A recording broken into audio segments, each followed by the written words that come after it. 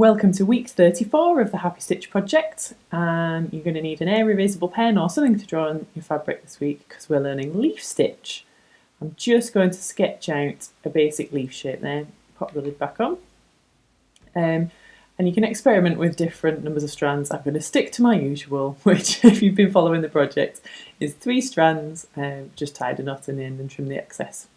So leaf stitch, you need to start at the tip of the leaf, so come up at the very point, and then you're just going to make a really small straight stitch, not too far down, with just a vertical one there going from that tip of the leaf. And then I'm going to follow the line of the leaf. I'm coming up to the right, come up through the fabric close to that first stitch, and then I'm going to go back through the fabric just underneath where that first stitch finished, and then I'm going to repeat it on the other side. So I'm coming up on the left now, possibly slightly further down than that second stitch I did, but then each time I'm going in underneath. And then basically what we need to do is keep repeating that.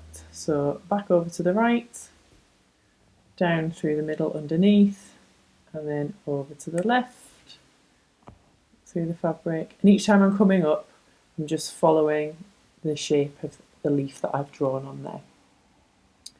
It's possibly a little bit too early to see it now, particularly with my hoop moving around a little bit, but what you start to get with the stitches going in directly underneath each other in the middle of the leaf, you'll notice it's basically because of where we put that first stitch, each time you'll come out in the middle. It creates this nice effect of, is it called the spine? I'm assuming it's called the spine down the leaf. It would make sense. If it's not, I apologise. Whatever that bit in the middle of the leaf is called, it's creating that, and it's a really nice effect. It's so simple to do this, but it's such a lovely effect, and if you're stitching florals, it's such a lovely way to do the leaves, just to make them a bit more kind of 3D and a bit more realistic, I suppose. There are obviously lots of different ways to do leaves. I love doing them in satin stitch as well. You can use variegated thread, loads of different things to try, but you can see that line is building up in the middle of the leaf. So just make sure that each time you come up you're following the shape, and don't worry if there's any pen visible at this stage. It will disappear if you've used the air erasable or another kind. Obviously if you're using a permanent method of design transfer, you would really need to make sure that you are coming up just outside that line, so that would all be covered up nicely and not visible around the edges of the leaf, because that would spoil the effect a little bit. So let's just pop a couple more stitches in here.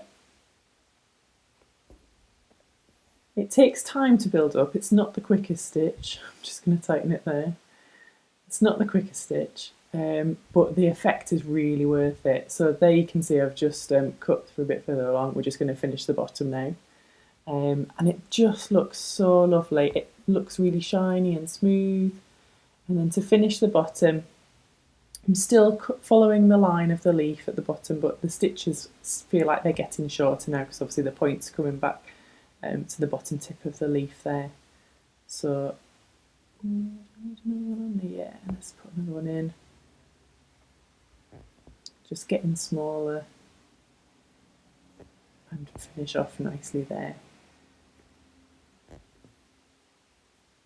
There we go. I love them. I love doing leaves like this. It's so nice. I should really design a new pattern and get them in.